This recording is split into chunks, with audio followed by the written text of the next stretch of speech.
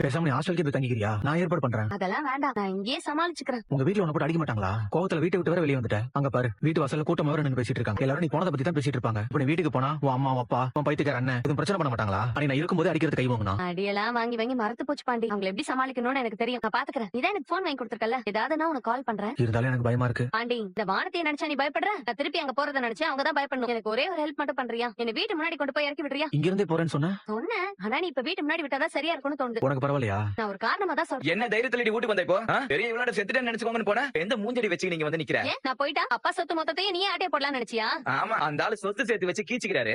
வாடகை கொடுக்கவே போராடி நிக்கிறாரு. இதுல சொத்தா சொத்து. டேய், இந்த ராட்சசி வீட்டை விட்டு வெளியில போவா, திரும்ப வருவா. இதுக்காக ஏன்டா என் வீட்டுக்காரனை அசிங்கப்படுத்துற? வந்துருவே உடனே. எதுக்கு வந்த? எதுக்கு வந்த? இது வரைக்கும் எங்க மானத்தை வாங்குனது பத்தாதுன்னு திரும்ப அவங்க கூட ஜோடியா வந்து இறங்கி இருக்க.